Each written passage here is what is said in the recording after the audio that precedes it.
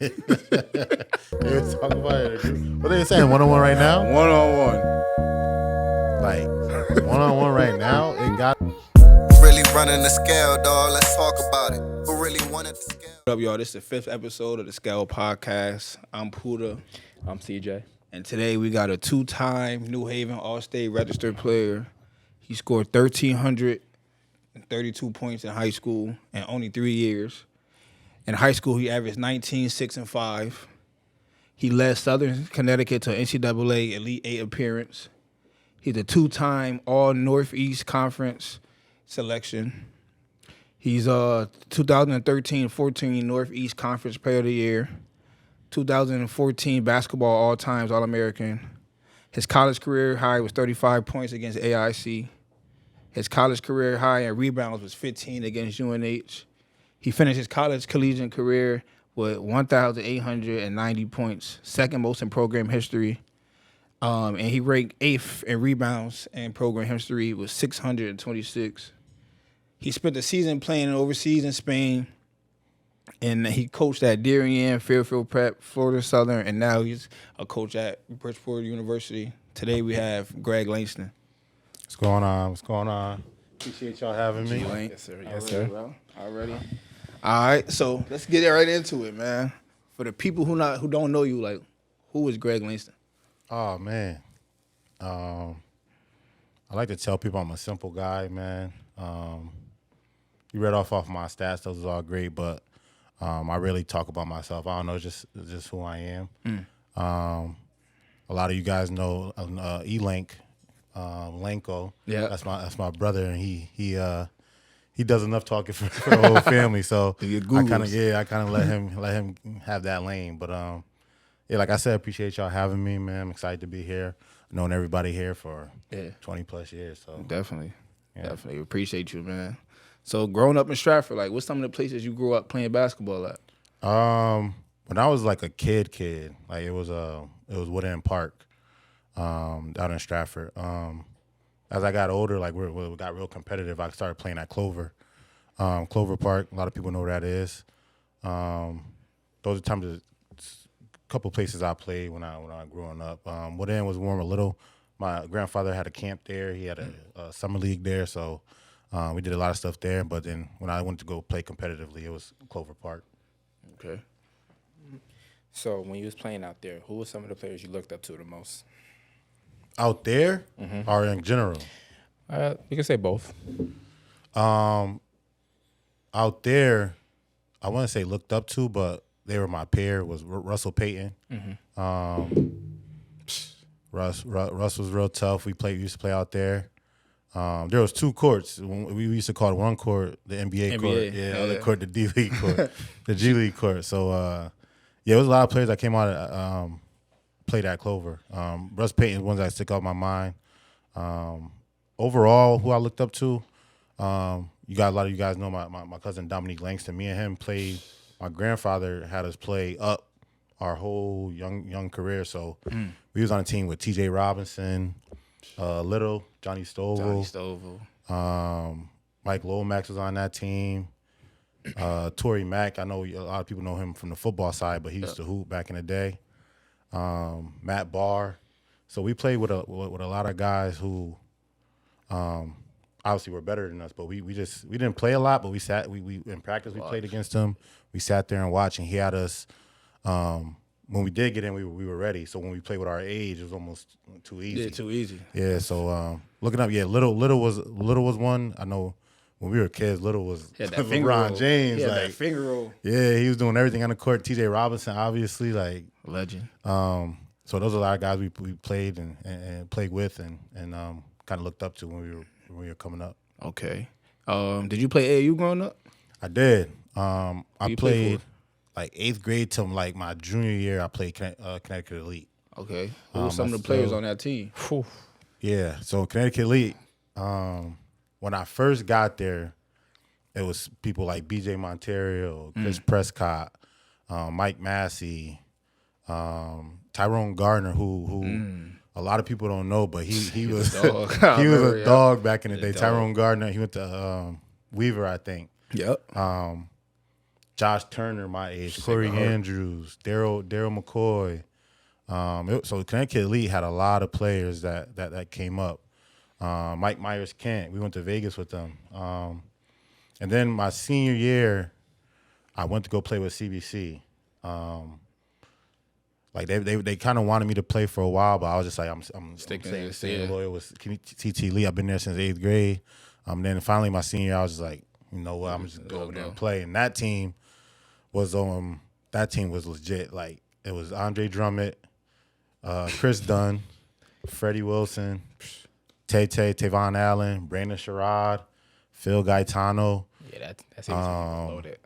Mike Mallory played with me at Southern. A lot of people don't know he ended up breaking my record, scoring record. So he's first in Southern, but a lot of people don't know he's first in the whole conference. Like, wow. I think he had 2,500 plus. So he's first in the whole NE10 conference. Like he was a bucket. But that team was just legit from top to bottom. And when I got there, I was like, a lot of people know me. I'm not the defender, but on that team, I was almost like I got to go in there and guard the best player. Everybody know I took charges. I was kind of like the vet on that team. So that team was great. We went to Florida. We finished 4th in nationals. Andre Drummond was the #1 player in the country at the time, so we had people following us. We played Austin Rivers. Houston Hoops back in the day was legit. So. That was a fun time for me back then playing with those guys. Damn, Austin Rivers. Yeah. That's when you was lit. Yeah, man. That was a good time. You went off. Sure did. Heck yeah. All right, so way back, who was the first person to really believe in your game? Oh, wow. Yeah, definitely my grandfather, Frank Langston. Legend. Yeah, he got a statue, right? Stratford Legend, yeah. Stratford Legend, he's in the Hall of Fame, all that good stuff. But yeah, he kind of believed in me. He took me under his wing. Me and Dominique had us playing, like I said, with the older guys, and kind of seeing. We didn't see it at the time, but he knew like this was gonna benefit us in the future. Like why we not playing? Why can't we just play? Blah blah blah. But he knew like playing with these guys was only gonna help us, and he still give me insights. He still comes to my UB games. I got a little brother that's playing at George Washington. He still gives advice too. So real deal. Yeah, so definitely my grandfather. Real deal. Okay, so we're gonna get a little personal on this one. So September 19th, 1996. Tell me about that day, man. Do you remember where you was at? I don't. So I'm 96. I was 4. For those who don't know, that was the day my dad passed away. We were living in Bridgeport. Got shot in the stomach. Obviously, he passed away. It's crazy because, like, at 4, you don't really remember much. Obviously, I knew, like, from people telling me and whatnot, they tell me he was a mix between myself and Eric. Like, everybody knows Eric. Big guy, loud guy. And I'm kind of the opposite in that state. So they said we were pretty much a mix between them. We were a mix between him. So he played basketball at Stratford High. He's got all conference, all that good stuff. Obviously didn't make it to go to college, but he passed away in 96. My mom did a great job raising me and my brother. Best to her believe, my family I got a crazy family. Like the support system of my family is crazy. People who don't know Roddy Ricketts right now, he's doing this thing on the football. Yep. Yeah, Benell is doing the thing in football and basketball. That's my little cousin. His 2 brothers, Jordan Ricketts and Mike. Mike is at AIC doing track. Jordan's at Norwich, starting at Norwich D3 in the GNAC. So we got a lot of support, and then their parents have 7 kids. So like it's a lot of support in my family. My mom did a great job raising us. She had help. My grandfather obviously did a great job raising, helping my mom raise us too. So I actually went to go live with him for a couple months, just to go to school in Stratford. We lived in Bridgeport. Yeah. I went to a school in Bridgeport. My mom was like, going for it. Yeah, I wasn't going for it. She sent me with my grandfather. So that's how I started my going to school in Stratford. So yeah, my grandfather and my mom obviously did a great job, and my family was just supportive since I was a baby. Okay. So how did How did that affect your life? Like, do you feel like your life would have been? How was your life would have been different if your pops was here? It's a good question. I kind of think about that every now and then. Like, what like obviously I'm his namesake, so like, will he be proud of what I've done? Stuff like that. Like, what lessons and whatever lessons would he have taught me? But like I said, my grandfather who raised him kind of did a great job in raising me. So I know I got some of the same values he had from my grandfather. Yeah. Do you feel like that put a chip on your shoulder for basketball, like wise? A little bit, yeah, definitely. To this day, like every game, like we do the national anthem, I still talk to my dad. During the national anthem, I bow my head and just say what's up sometimes. It don't even have to be nothing crazy. I did that when I was a player as well. So, I wouldn't say a chip, but I just wanted I was trying to prove him, like make him proud. Like, whatever I did, just had to back of my mind him there. So, I wouldn't have say a chip on my shoulder, but I definitely wanted to make him proud. Okay, So like Miss Ebony, that's your heart. Yeah. Miss Eb. A lot of people know Miss Eb. Yeah. She had the Eats by Eb. Yeah, she a get couple down years in the kitchen. ago. Yeah, Eats by Eb a couple years ago. Wait, Miss See, Ed. you gotta do My your mom, do your yeah, Google. my Oh, mom. okay. So she used to cook. She used to cook. Get crazy in the kitchen. Christmas coming up, so you already know. You gotta put your orders in for Christmas on Halloween. She had the world's best. She made this thing called cookie cake, and it's the best dessert. Yeah. In the world. In the world. So. If you don't know about Miss Eb, you ain't have Eats by Eb. You missed out. You missed out. You ever gotta saw do the my episode of homework. Proud Family when Miss Sugar Mom put her feet in and stuff? She did. I don't know what got going on. And man, listen, I'm about to end this podcast right now and go You get go some. get you one? What? Definitely. All right, so let's go back to basketball, right? St. Joe's. Why St. Joe's? Yeah, like why? Like you grew up in Stratford. grew Why up in you ain't going Stratford. to like a Stratford school? Just like back then, obviously you wanted a good education. St. Joe's was a private Catholic school. The legendary coach Vito Montelli saw me in middle school. Obviously, he kind of wanted me to go there as well. But it was between the three. Obviously, the three that everybody goes between. It was Notre Dame, Kobe, and St. Joe's.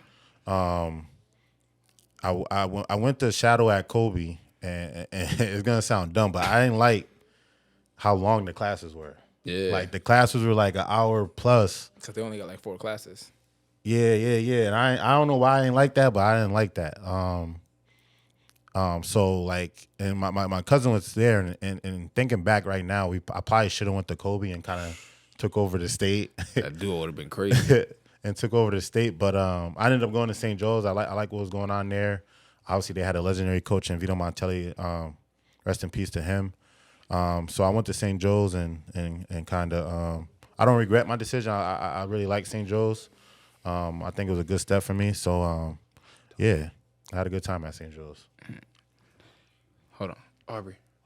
Like, who was your biggest influence during like your high school years? Like coach or teammate? I know you said Vito Montelli. You know he got you there, but like teammate, like who was your biggest influence at your years at St. Joe's? As my years at St. Joe's, when I was younger, like when I first got there, it was Kyle Walker. Number 15. Yeah, number 15, Kyle Walker. He had one of the prettiest jump shots you ever see. Yeah. He didn't want to when I shadowed. He was the one that kind of shadowed me around St. Joe's. So when I first got there, it definitely was Kyle Walker. Nick Garrity as well. He's from Stratford as well. I knew him growing up. Him and my grandfather and his dad kind of coached us in a couple leagues growing up. So I knew Nick Garrity. And then as I got going to my St. Joe's career, it was obviously Sam Wilson. We came in together. We were captains together. We were almost like, I guess, Kobe and Shaq. Yeah. So definitely was Sam Wilson who kind of was my guy when I was at St. Joe's. He's still one of my best friends to this day. Sam will lock you up 94 feet. Nah, we played Crosby in the States, right? He had 11 steals. It was like What? Like we 11 were rips? scoring 11 steals. Like 11 yeah, rips? Yeah, like we were scoring. I'm running back on defense, and then I turn around and see him laying the ball. Wow. He's just cookie to do. So, Sam used to sit down. Yeah, Sam used He used to. to sit down. Sam was a lockdown back in the day. Who played better defense, him or Thirst, him or Jeremy? Oh man. Jeremy lock up too. Oh man. I could plead the fifth. Jeremy Nah. lock up too. You I can't can't. plead the fifth. Nah. I'm gonna go with Sam, man. Yeah, St. Joe's gotta stick together. That's a fact. Jeremy lock up. Maine used to yet. lock up too. Maine. Nah, yeah. Oh, They yeah. all on Jane the same Campbell. AAU team. That's Future Stars Yo. team. I think they won nationals or something like that. But Yeah, they used yeah, to they lock was up. like, they got to it. They used to lock up. All right. So, did you play varsity as a freshman? So what happened was I ended up, so my coach Vito wanted me to do cross country. And if you guys know me, I don't like running for fun. So I did it for like a day or a week, and I was like, nah, I can't do this. So I ended up going to play football. I did well in football, but and before the Thanksgiving game, I tore my meniscus. So I was out for the whole basketball season. So I didn't even play my freshman year. And then my sophomore year, I came back. I ended up starting. So I started from sophomore year on. Okay. So like even when you torn your meniscus, like how did you get through that mentally? Like knowing like, damn, I'm supposed to be in this court right now. Like, Yeah, how no, did you get through that? And Vito was tight, man. You know, if y'all know Vito Montelli, old Italian guy, I thought he was gonna have me sleeping with the fishes after I tore my meniscus. But I got through it. I did rehab well. I think I came back better, just athletically and everything. So that sophomore year, I kind of jumped on the scene, and I think all was forgiven. Took it over. Yeah. They definitely took that over. So staying in the high school, like, what was your most like memorable high school moment, basketball wise? I got maybe two. My both sophomore year, we played Trinity, and if y'all, I know Trinity not open right now, but back in the day, About the powerhouse. Trinity was like one of the top teams in the state every year. So they had Tevin, Eric, Ryan Atkins, who I think his name was Ryan Atkins, but he was like the Kawhi of that team. A lot of people don't talk about him, but he was like the Kawhi of that team. But I hit a game winner against them at Trinity. So that was one of my moments. And then I guess my breakout game, we played Harden at St. Joe's. That's when me and Oscar was on the cover of the paper. yeah, Had on the the paper. LeBrons on. Yeah, we had the cover in the paper. If I wasn't from Bridgeport, I would have framed that motherfucker. I had 26, and I think I hit a game winner that game too. But I remember that was my first like newspaper clip. It said a star was born, so that was Yeah. kind of like Your coming out party. yeah, my coming out party. So both those games. So, who was the toughest player you played in high school? In high school, I would have to say Tevin, man. Tevin Baskin. Just because he was so athletic, he was Ty 6'6", Green. at high school, could almost do everything. So whenever we played Trinity, it was always battles. Him and Eric, that duo was crazy because Eric was just like so smooth and so Yeah. it looked like he wasn't even trying out there. Eric used to play basketball with no socks, like Yeah, low socks. like- You thought he had no socks on. It never looked like he Some was people do that. like broke a sweat. Like he was just like everything was just so effortless and easy to him. And then you had Tevin who was so athletically dominant. Like you had to play a perfect game if you wanted to be Trinity back in the day. Definitely. That was tough. Was you there when Remy was there too? Yeah, I was there with Remy. Remy came. was tough. Remy came after them. Remy but yeah, was definitely good. tough. All right, so playing in the FCAC, what was your favorite place to play at in high school? It had to be Trumbull, man. That's a rivalry Obviously, game. Trumbull was our rival. I like to say I'm still cool with Ave. I like to tell him like I never lost to Trumbull in my career. So Was Julian there too? was that Julian was there too? Julian was there. What's the tall dude? Justin. yep. Yeah, they all were there. I don't think I ever lost to Trumbull. So that was when we go there, the fans and all that. It's St. Joseph Crazy. Trumbull. So I always like winning that Trumbull. Trumbull High was tough. So, you went to a lot of Division I camps, Yeah. and you even went to the UNC basketball camp. How was that? That was crazy. I've been in UNC. My grandmother's, my mom's side of the family is from North Carolina. So I've been a UNC fan for a while. Still my favorite team to this day. So I went to the camp. It was cool. My roommate was actually John Henson. So if you don't know John Henson, I think he might have won a chip at UNC. Big lefty. He played in the league. That was my roommate, and he was leaving. I don't know if it was 10 plus years ago, but he would leave like middle of the night and go play pickup with the team. So I would see him go leave. I'm like, where he going? And I realized he was going to play pickup with the team. So that camp was cool. I still got the picture of me with Coach Roy Williams. I wasn't there as like a prospect. I was just there because I like I was about to say, was that like an invite only camp? Nah. It was just like, I don't think it was invite only. I think I just signed up for it, and I happened to be roommates with John Henson. That's tough. That's tough. Yeah. I remember that. That was Greg MySpace picture. Yeah, facts. Nah, he be doing his homework. I do homework, bro. I remember everything, bro. I remember everything, bro. So since like UNC, that was a D1 camp. So like after high school, like did you have any like D1 offers? You know what's crazy? Like, I didn't. I think it was because like no, like back in the day, I was a tweener. Like, I know Brandon kind of talked about that on his episode, the being a tweener. I kind of did a little bit of everything. They didn't know if I was a 4 or a 3. They didn't know if I was a 1 or a 2. So that I guess hurt me in my recruitment. I was a little bit of a tweener. I said I went to play with CBC. That kind of was to help my recruitment, and I played the whole AAU season thinking I was gonna go to either Lee Academy or Vermont Academy, and then Southern came in late and was like, "Yo, we got an offer for you," and I was just like, you know what? Why not just go there? At the time, the Southern's head coach went to St. Joe's, so he knew Vito. He knew me. He was from Stratford as well. So it was his first year.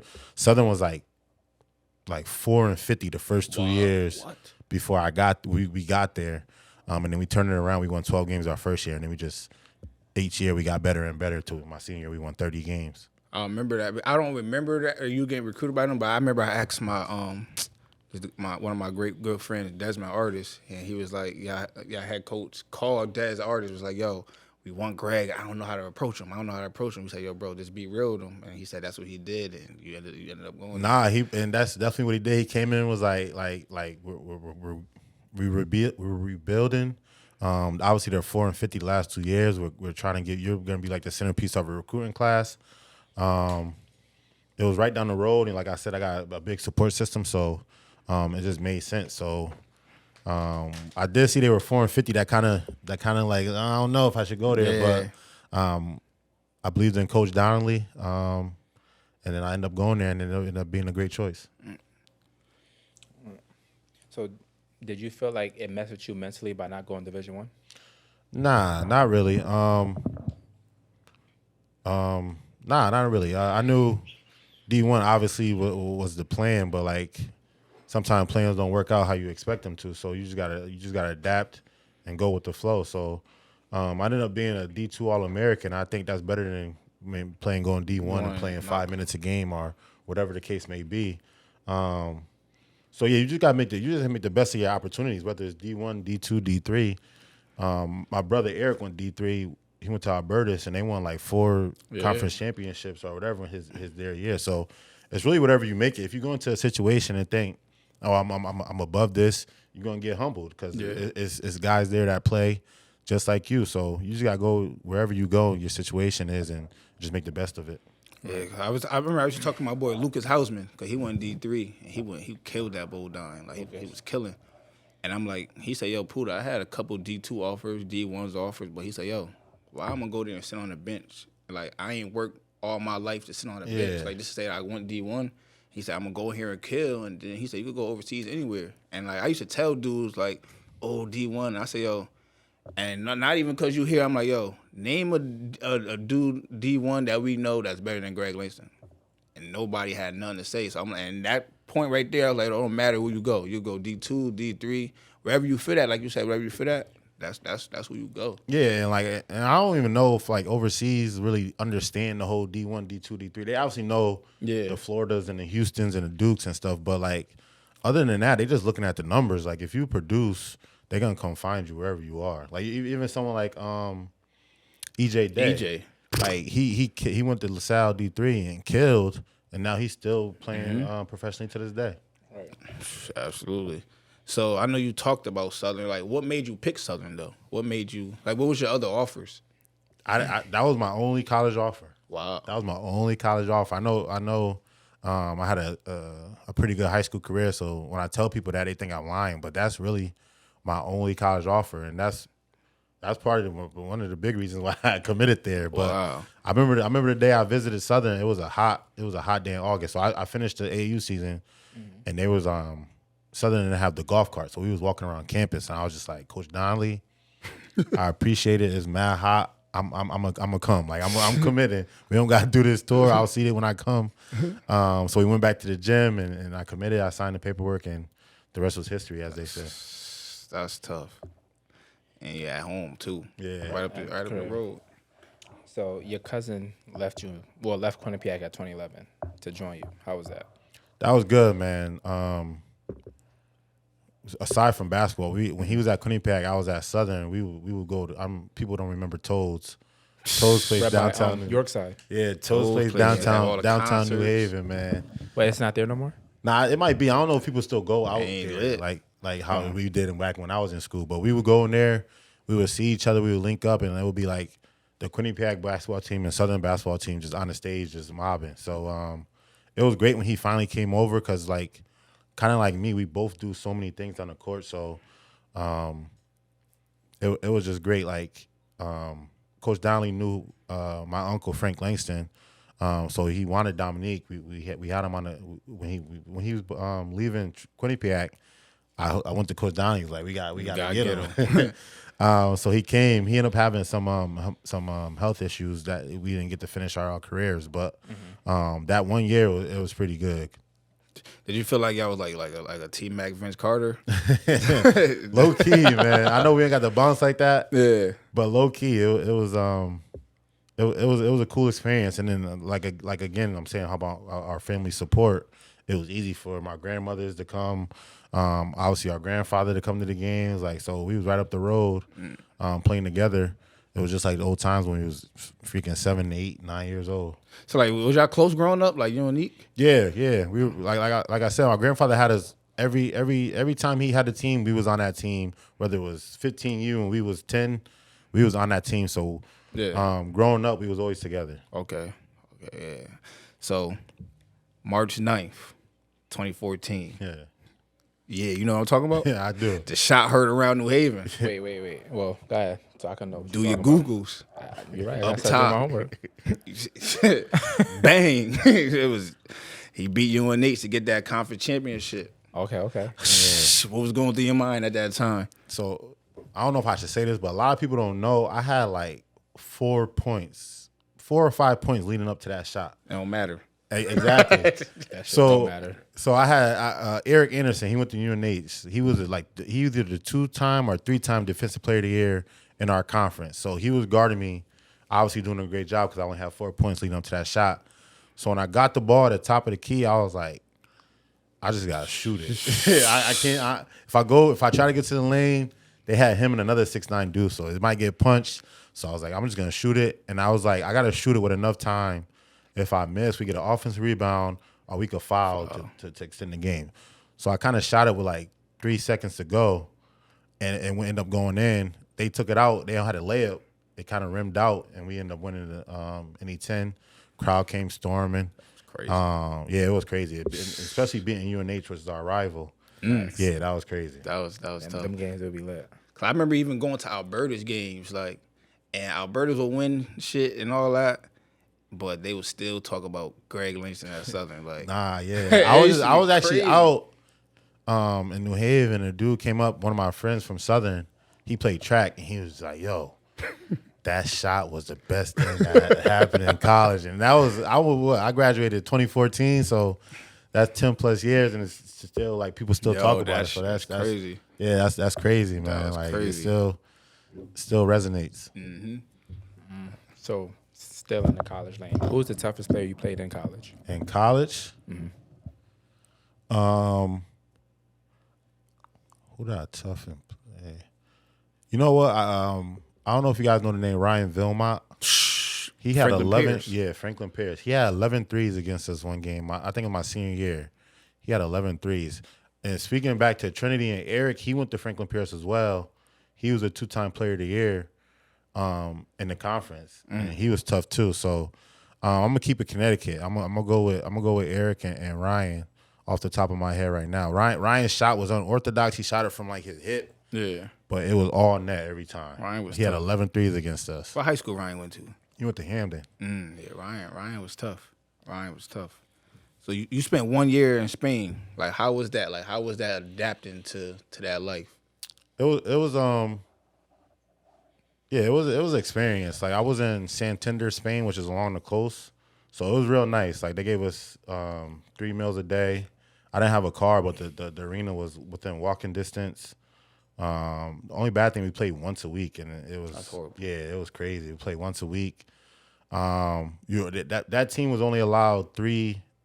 Oh, it was 2 or 3 Americans. So I was in there kind of to fill in. One American got hurt, and they called me to kind of replace him. And then when he got better, since I was the last man out, they kind of told me I had to go home. But after that, I came back home and started coaching and got the coaching bug. And then that's the lane I'm in right now. Do you feel like you gave up like basketball a little too early? Possibly.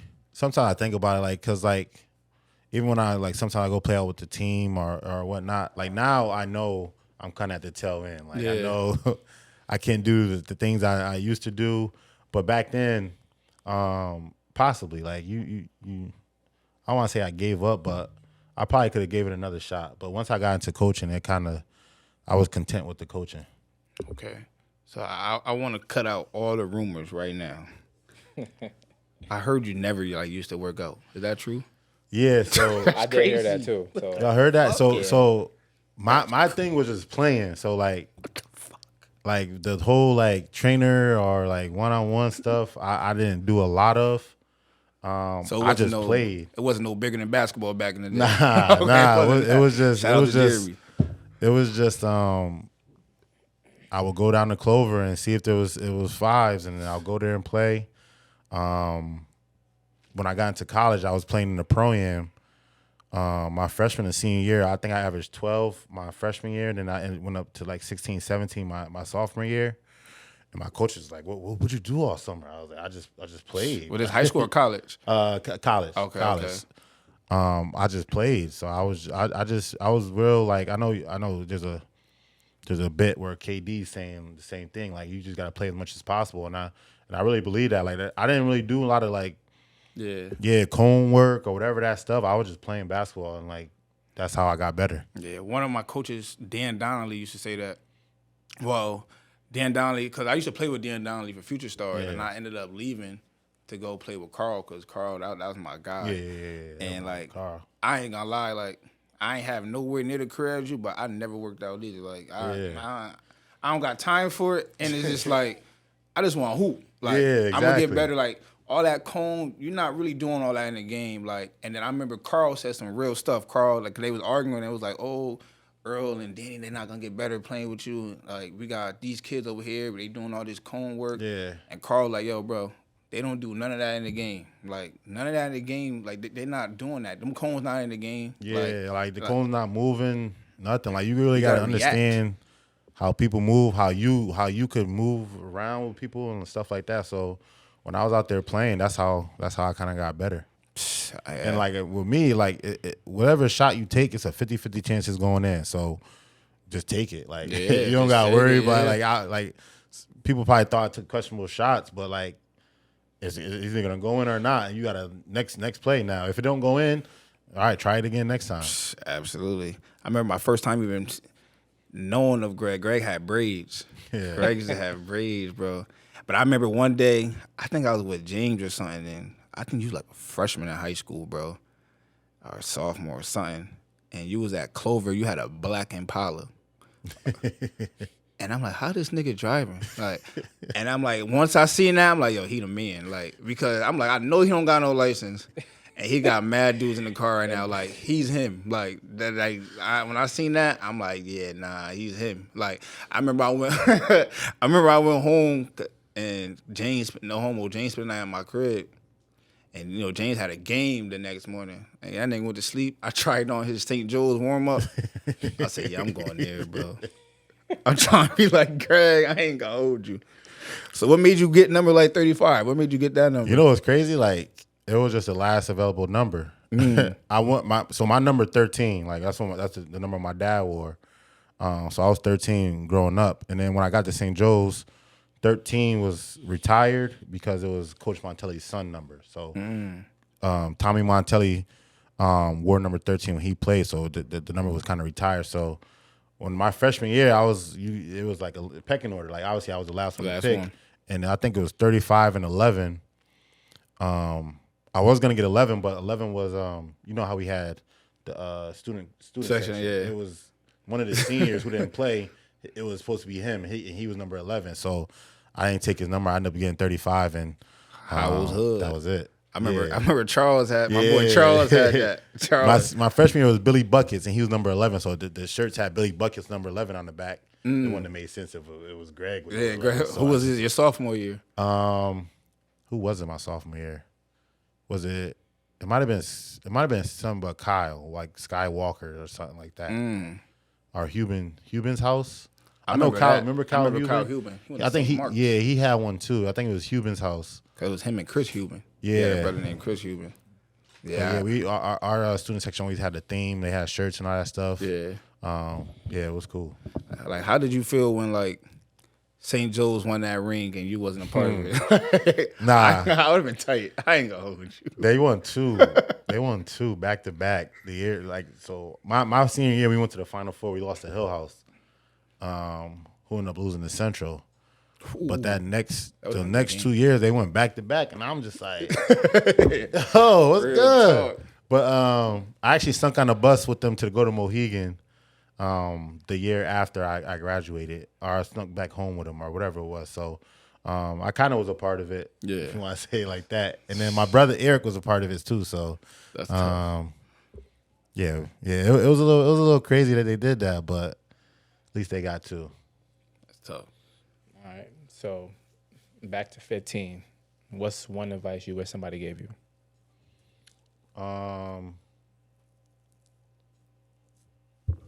Back then,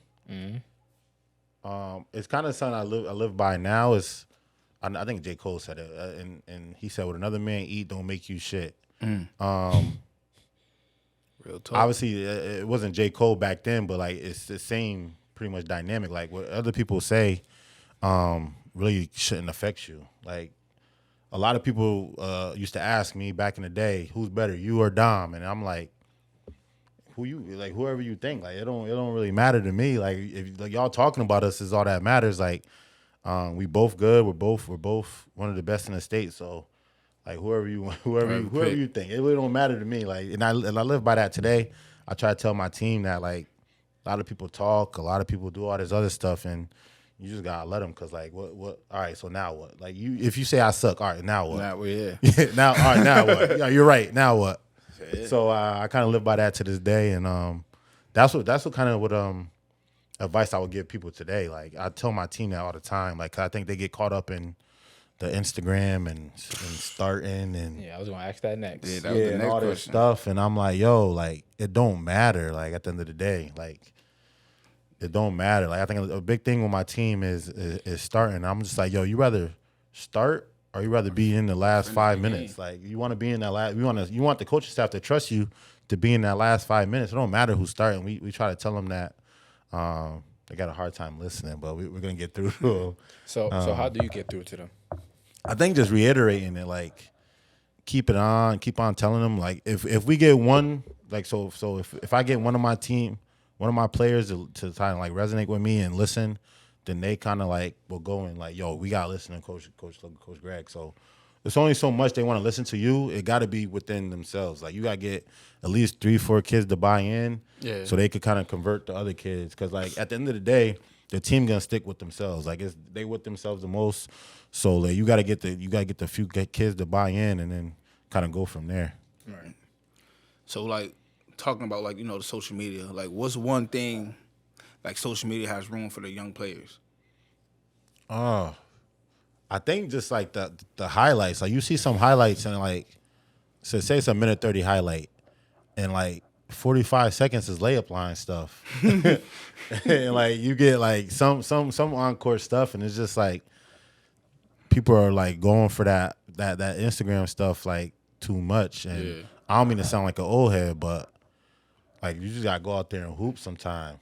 We didn't really have that back in the Yeah, day. exactly. Like we didn't really have it. That's probably why you don't get it. But like these kids, like, and you got to think like this is the times they're growing up in, so you can't really blame them. But at the end of the day, you just want them to just like sometimes go hoop. Don't worry about the cameras, whatever the case may be. Just go out there and play. Like Instagram going, it's all right, man. Nah, that's a It ain't fact. that serious. Nah, yeah, I feel like Instagram like kind of ruin. It helps you Yeah. at a point, but it also ruins you at a point. Like, Yeah. like that's how I feel. Yeah. No, and then like even like Twitter, like I do a lot of recruiting, and believe it or not, on Twitter. Like I'll go and see a kid's highlight tape, and that's kind of like springboard me. All right, I like his highlight tape. Now I got to do my research. Like who, like, is he shooting? Is he shooting? Is his percentages good? Like call his coaches. Is he a good kid? Like that's kind of like Twitter's kind of springboards my recruitment a lot because like it's the access is right there. I can see a tape for a minute 30, 5 minutes, whatever it is, and then go from there. So it does help in some cases, like in those cases, but like the highlights tapes and all that stuff, like if you're not like producing it, what is it really for? Like I know it's a good industry right now, but some kids don't need highlight tapes. At all. So when you recruit, like, what do you look for? Like, do you look for a player like in yourself, or like what fits the team? A lot of times I learned this from Coach Downley because he's coaching down in Florida Southern right now, and I did 3 years down there in Florida coaching with him. And it's just like you want to find someone you don't have in your program. So a lot of the times, like if I have like a dominant big, maybe he doesn't play the best defense. Maybe I go find a big defender. Like you want to find something that complements each other. And like sometimes having the same things is good, but like you want like you could mix it up. So I try to find kind of dudes we don't have in the program. Obviously high IQ guys. You always want high IQ because you could like the jumping and all that good stuff is good. But if you got a high IQ kid, kind of like Con Knipple, like you can do so much more with a high IQ kid. So I like high IQ players. Obviously the things that are like you gotta do is play hard, play together, play smart. Those are all the things we want you to do every day. But like if you're high IQ, I think high IQ is a big thing, especially today where like a lot of kids don't really like want to do the have high IQ. But like if you have high IQ, I think it'll take you far. Take you far.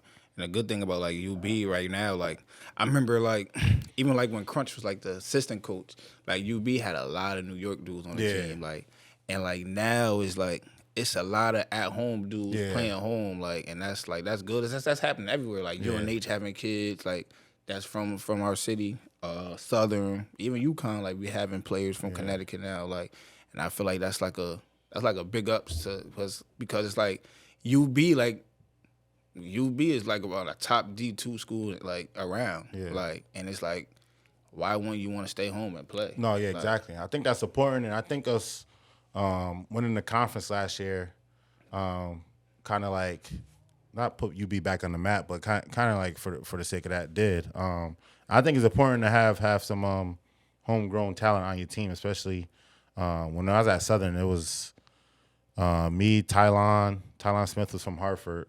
Mike Mallory was from Waterbury. So we had a lot of Connecticut guys.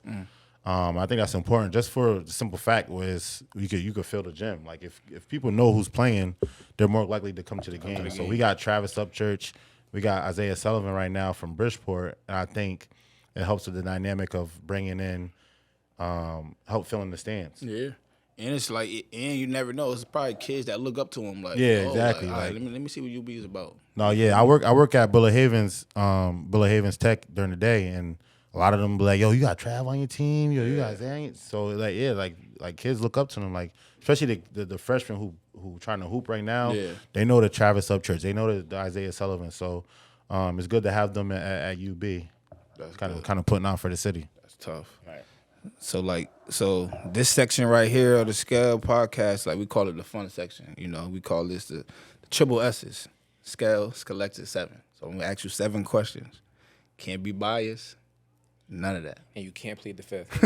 I can't. Can't No. plead the fifth. Nah. It's like the Drake chance. You got to Yeah, take a shot. yeah. We're not at Golden Hill. We're not at the court. We're not at the court joint. All right, I'll try. I'll see what I can do, man. I'll start it up. So, top 5 players to ever play for St. Joe's. Damn. Yeah, we starting early.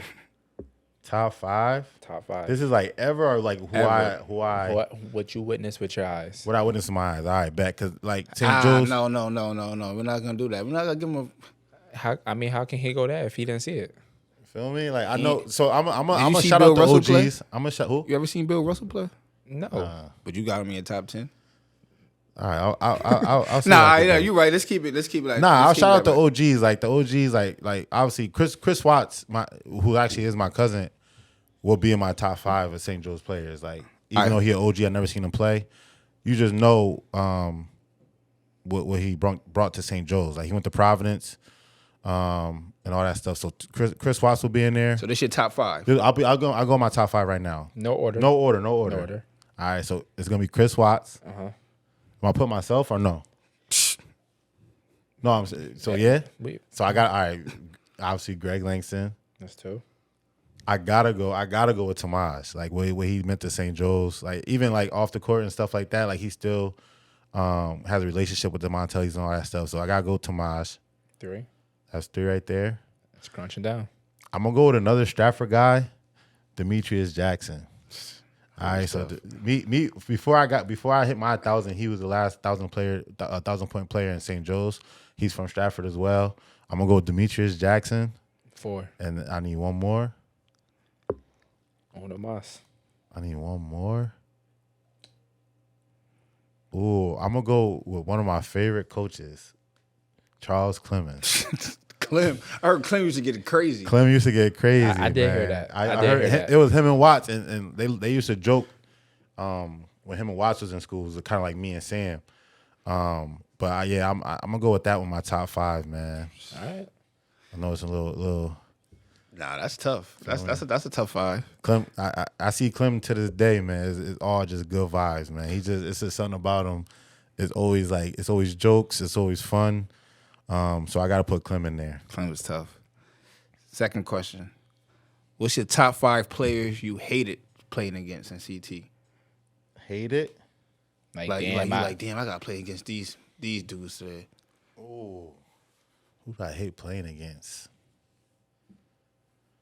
Well, let's not say hate that. The toughest matchup. no, I get what you're trying to go. Mm-hmm.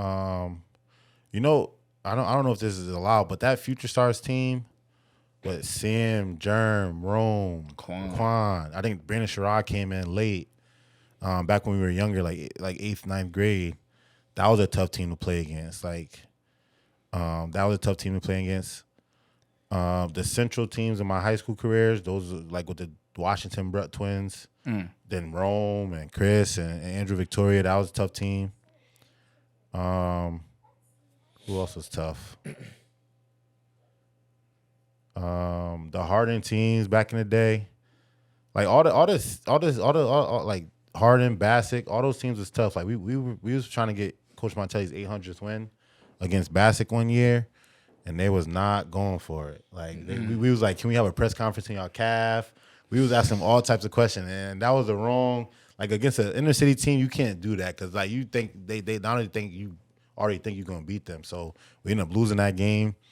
We ended up getting our 800 win against New Canaan, but the Bassicks, the Centrals, the Hardings, back in the day were all tough teams because they was gonna pick you up 94 feet. It was gonna be a battle no matter if you up 20, down 20, down whatever it was. It's always gonna be a battle against those guys. All right. So now we're going player versus player. And this is strictly off of what you've seen. What I seen. What you see? All career in high school, college, everything. What we doing? We go high school. High school? High school. High school. All right. So Sherrod Bentley or Mikey Moore? I'm gonna go Sherrod. Sherrod was crazy. I know Mike from Hill House, right? Mm-hmm. He was tough too. But I gotta go Sherrod. Daniel Upchurch or Mike Mallory? This high school? High school. See, look. what you doing? Nah. What you doing? Let's run this back. We're gonna go all around. All right. Started from the top. All right. So I'm gonna ask it again. Nah. Sharoy Bentley or Mikey Moore? Overall, I gotta go Sharoy. Mike was tough. I know New Haven Cat's gonna be on me for that, but I gotta go Sharoy Bentley, man. Daniel Upchurch or Mike Mallory. And y'all said no plead in the fifth, right? Can't play the fifth.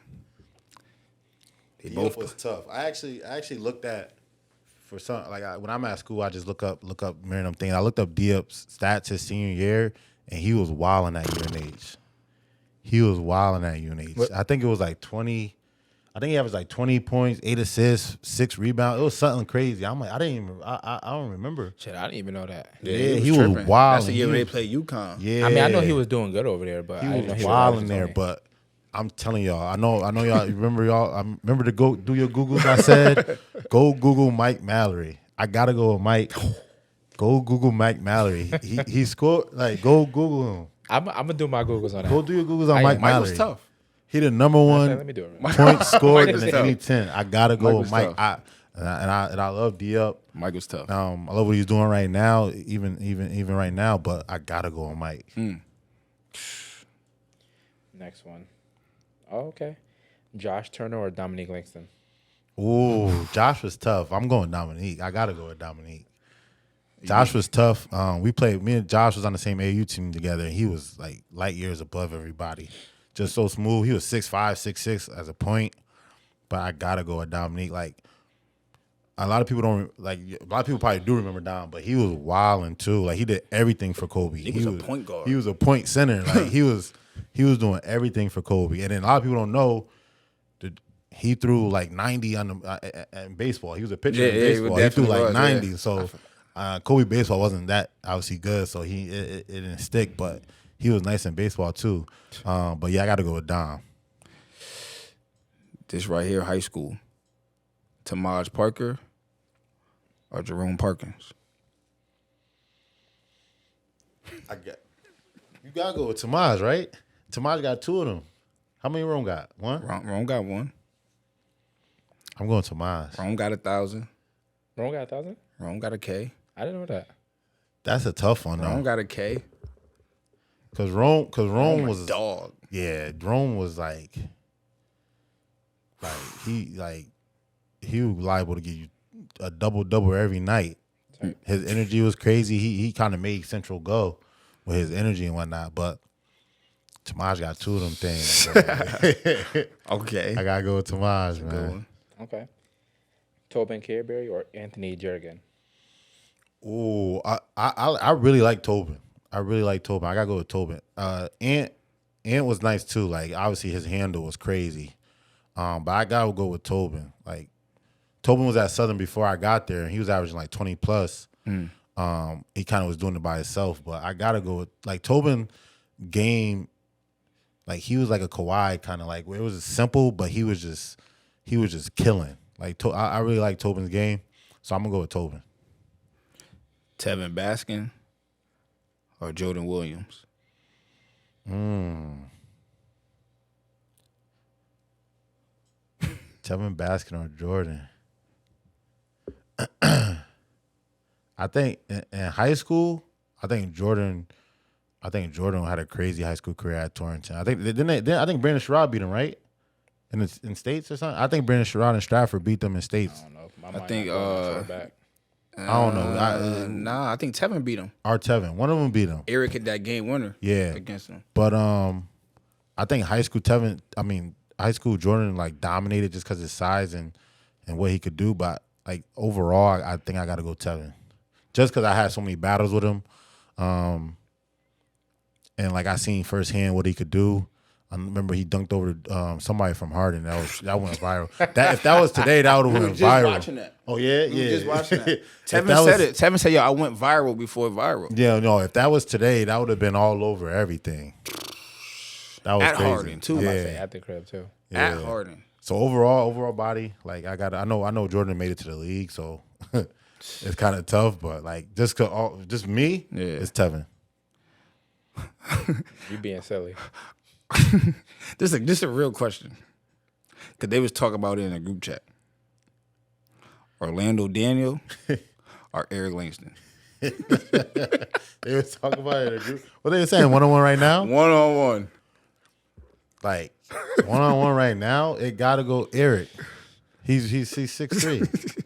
And a lot of people don't know, Eric shot. Eric shit He money. could shoot. Like, I know y'all see the belly right now and don't think, like, we still play pickup, like, with our friend group, and he be giving guys problems. But I called like, he was a CP3. I told him that he was a CP3 the other day. Like, just how he, like, controlled the game. Yeah. He wasn't looking to score. But he got a lot of people involved, and like he one of those people like you want to play with, because he gonna find you. He's gonna find you shots. Yeah. He's gonna defend. But Eric's blood, so I got. You gotta go Eric. E Sauce. A lot of people don't know. E Link get crazy, E-Sauce. man. Nah, E Sauce is tough. I gave him that nickname, Yeah. E Sauce. All right, so the last question. So if you was going to the park, and it's you and you gotta bring 4 other killers with you, who would you bring? Dykeman to be exact. If I'm going to Dykeman, like just anything, who am I bringing with me? I'm bringing Quincy. I think I'm bringing Q. He played in the summer this year and he was just killing, so I know he'll be ready for that. So is this active right now or just anybody? Anybody That you Wait, we played do out with. of CT too, right? Nah, CT? CT only? that Oh, you yeah, played with. Oh, that I played with. All right. Yeah. So if you had to go to Dykeman, and it's you and 4 killers from Connecticut, who you bringing with you? From Connecticut. Q's gonna be up there. My big gonna be Brandon. I'm bringing Isaac. I might just bring my scale team. Chill. Let me chill. Brandon, Isaac, Q. What I need? Got one more. I got a big. I got a wing point. What I need? I need like a shooter, right? That's what you need. I need a shooter. Whatever you need. Who's my shooter? I might have to call Mike up. Mike who? Mike Mallory, 2,500. I gotta call Mike up. So it's Q, Mike, me, Isaac, Brandon Sherrod. That's my 5 right now off the top of my head. I think so. I think I might go with that 5. That's a good 5. Who was your 5B? Yeah, maybe I'm missing Who was your somebody. 5B? Maybe I'm My missing 5? somebody. See who got the best 5. Who was your 5B? That would be Tommy Nolan. Oh, hell no. Yeah, I think mine. Go ahead. We gonna kill y'all. No. Oh man, I can't. If he was here, JQ, Who? That's a good one. JQ was tough. Marcus Marcus who? Blackwell. Last one, probably Malik Petway from Sacred Heart. That's tough. Yeah, I'm bringing Danny Upchurch. Quincy McKnight.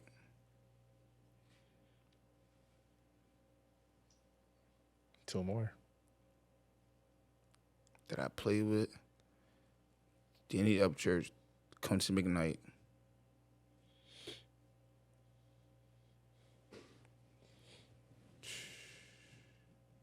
Damn, I play AU. What's his name? From New Haven. Oh. I thought you were gonna name somebody from New Haven. It's like so many. Like No. I play AU. TJ from Danbury. TJ from Jackson. TJ Jackson. With the bounce. I'm bringing TJ Jackson.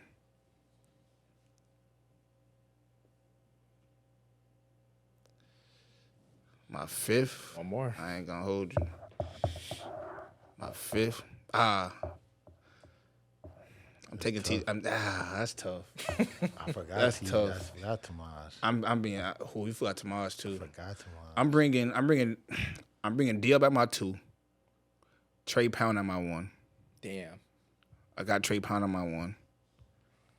I'm at the 3. Q at the 4. Who at the 5?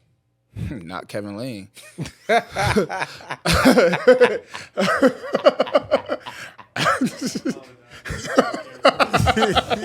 I ain't apologizing shit. It ain't gonna be my 5. My 5th, I ain't really play with no bigs, bro. My 5th probably gonna be Daryl? Daryl who? My 5th, I don't remember. I want to have a 5th. I don't have a 5th, bro. I'll probably bring.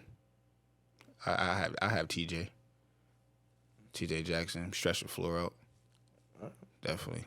So this got another question. So I know your brother balling right now at George Washington, and I know you're like a huge influence in his life, like a father figure in his life. Do you feel like that's the role, like you kind of missed from your dad when you was growing up, that you playing in Christian's life? Somewhat. Like my like I know I keep saying this, but my grandfather did a great job. Kind of being that guy who would come to my games and kind of critique what I did. And that's what I try to do to Christian. I try to be non-biased.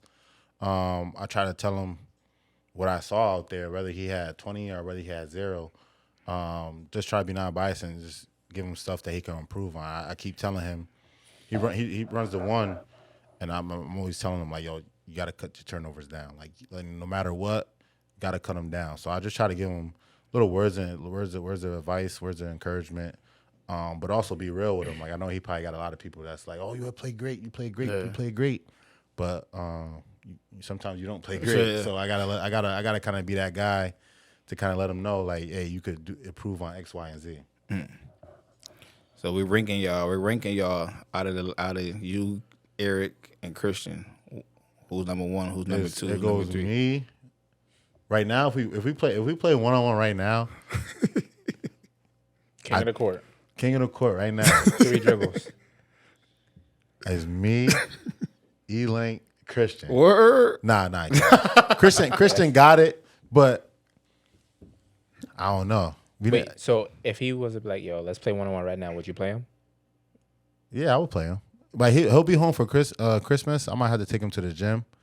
We might get some ones in there, but it gotta be like 2-3 dribbles. Cause I'm not about to be chasing him around. Like, y'all already know I don't like playing defense, so it might have to be 2-3 dribbles. But on the other end, he won't be able to guard me or E-Link. You feel me? So like, I'll back him down. I don't know. You backing him down? I'm backing him down. You can't back him down with 3 dribbles. I could back 2 him down with dribbles. 3 dribbles. If you catching that, I'm a mid range. I'm mid range. So I'm already there. 1 dribble, I'm already there. 2, 3, I'm making my move. I'm backing him down. Do you feel like he's gonna be the best one out of y'all 3? Yeah, unfortunately, I don't realize he if he continues to improve and what he's already been doing, he's obviously gonna be better than what we did, and that's kind of what you want. Like the youngest is always gonna be the better. Yeah, the youngest is always gonna be better, and that's kind of what you want. I went D2. Nah, Evan can't mess with me. Give Evan 42 right now and a half. Right now, if he say let's play ones right now. To unplug all this. Got ring race too. Nah, I'm just playing. Nah, Evan is a better shooter than me. Definitely. He don't play better defense than me though. Nah, yeah. Evan don't sit down. Evan, he stand up. So nah, he lock up. Yeah, he's not. Nah. But Greg, the first dude I seen do a ball fake with 1 hand. Nah, yeah, my hands was always bigger. Nigga got So feet on his hands. I used to palm the ball and all that good stuff. But we definitely appreciate you for coming on the podcast. Nah, yeah, this was fun, man. I appreciate it. Man. We definitely appreciate you. Yeah, good luck this season. When's the next game? We play 31st. We play Queens. Speaking of that, it's Echo Day. So I know a lot of people know what Echo is. Yeah. We got Echo Day at the gym, so it's free admission. Yeah, we want to bring everybody out. If you play Echo, you know about Echo. Yep. Come out to Harvey Hubble, the University of Bridgeport. Free admission, 2 p.m., December 31st. We play Queens.